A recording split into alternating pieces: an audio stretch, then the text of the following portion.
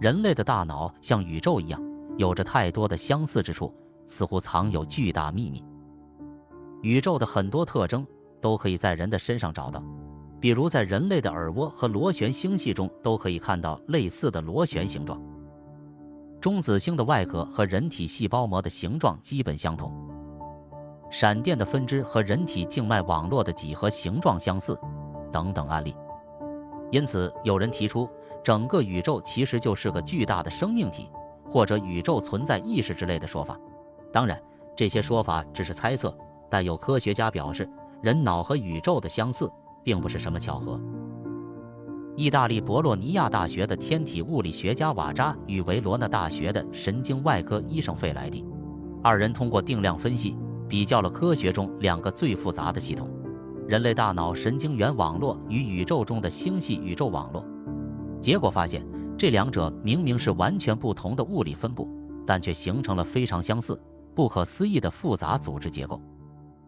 人脑里有将近700亿个神经元，组成1000兆个神经连接，神经元形成节点，神经纤维等构成神经网络，让我们可以去思考，拥有情感。然而，人类大脑里的神经元占大脑质量比例约25%，其余75%则是由水构成。再来看宇宙，目前可观测宇宙中估计至少有1000亿个星系，所有星系都透过有形的尘埃、气体或无形的暗物质组成的细丝相互连接，并且宇宙中只有约25%的物质可见，剩下的75%则是不可见的暗物质和暗能量。由于这两个系统具有如此惊人的相似特征，研究人员将大脑皮层及小脑的部分与模拟的宇宙星系网络进行了对比，测量这两个系统中微小物质波动的强度，计算两个系统的功率谱密度。结果表明，大脑在1微米到0.1毫米的尺度上，与宇宙在500万光年到5亿光年尺度上的物质波动一致。还有更有趣的发现，用来模拟宇宙模型所需要的计算机存储量和人脑的最大记忆存储量相当。畅销书《海奥华预言》的作者声称自己被雌雄同体的外星人绑架，带到了一个名叫海奥华的星球上。外星人通过心灵感应对他发出指令，写下事情的经过。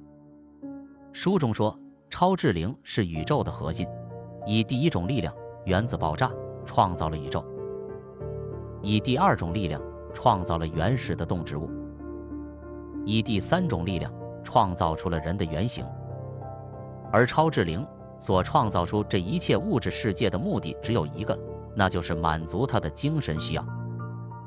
因为它是一个纯粹的能量体，所以需要在物质世界中寻找精神体验。而为了这些体验，他使用第四种力量，一种纯粹的精神力，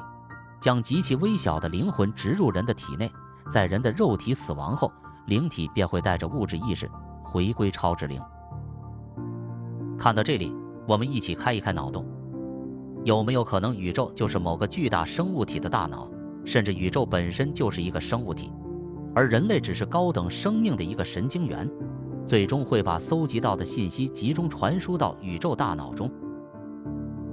尼古拉·特斯拉曾经说过，宇宙中有一个未知的数据库，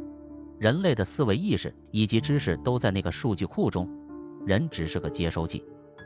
再来大胆地设想一下，当我们大脑中的那些神经元如果放大到足够大时，